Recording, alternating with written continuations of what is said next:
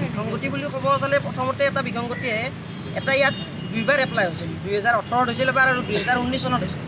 আৰু 2018 চনত প্ৰায় পোষ্ট আছিল 5000 মান আৰু 2019 চনত কিবা 1100 মান আছিল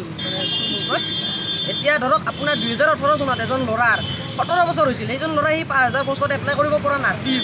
কিন্তু তেখেতে 2019 চনত যেতিয়া দিলে 1100 পোষ্ট তেতিয়া সেই পোষ্টখিনিত এপ্লাই কৰিলে তেখেতে এপ্লাই কৰি পেলাই তেখেতে এই 5000 পোষ্টৰ অংশীদাৰিত্ব কেনেকৈ হ'ব পাৰে তেখেতৰ এজ নহওঁতে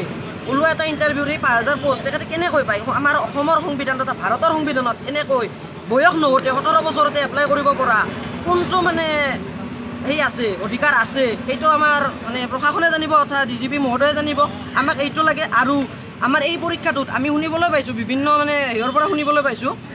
পৰীক্ষাটোত আমাৰ এজন ল'ৰাৰ মানে এটা পোষ্টৰ বিপৰীতে 5জনকৈ মতাৰ কথা আছিল কিন্তু আমি শুনিবলৈ পোৱা মতে এজন ল'ৰাৰ বিপৰীতে 2জনকৈ মাতিছে গতিকে এই পৰীক্ষাটো একেবাৰে মানে বিসংগতিপূৰ্ণ বুলিয়ে ক'ব বিচাৰোঁ আৰু এইটো কেলেংকাৰী মানে তেখেতে কিহৰ বাবে এইটো কেলেংকাৰী কৰিলে নে কোনোবা ৰাজনৈতিক নেতাৰ ছত্ৰছায়াত কোনোবা ৰাজনৈতিক নেতাৰ সমষ্টিৰ ল'ৰাক দিবলৈ এইটো কৰিলে সেইটো ক'ব নোৱাৰোঁ আমি এইটো আমাৰ নিবনুৱাসকলৰ মূৰত কোব মৰা যেন হ'ল তাতকৈ নিবনুৱাসকলক তেখেতে ক'ব লাগে যে তহঁতক চাকৰি নিদিওঁ তহঁতে কিবা কৰি খা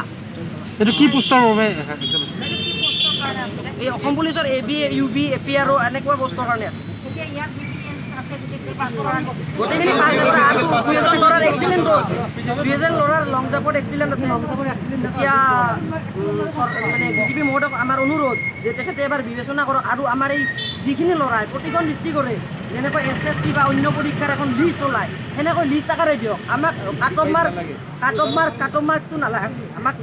ডিষ্ট্ৰিক্ট ৱাইজ লিষ্ট দি দিয়ক এখন তেতিয়া গম পাম আমি কিমানকৈ ল'ৰা ৰাখিছে বা কিমানকৈ মানে বিসংগতি হৈছে নে কি হৈছে সেইটো গম পাম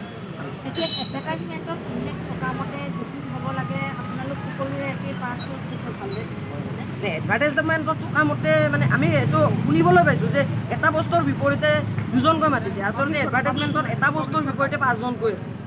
কিন্তু এতিয়া আমি RTI কৰিম বুলি ভাবিছোঁ এতিয়া ৰৈ আছোঁ RTIৰ কাৰণে RTI ডিপাৰ্টমেণ্টৰ মানে আপোনাৰ প্ৰৱেশ পত্ৰটো RTI ডিপাৰ্টমেণ্টলৈ যোৱা নাই প্ৰৱেশ পত্ৰটো পোৱা নাই এতিয়া ৰৈ আছোঁ এতিয়া RTI কৰিম কি হয় দেখা যাব আমি 24 ঘণ্টা সময় দিছোঁ তেওঁলোকক 24 ঘণ্টা সময় বান্ধি দিছোঁ 24 ঘণ্টা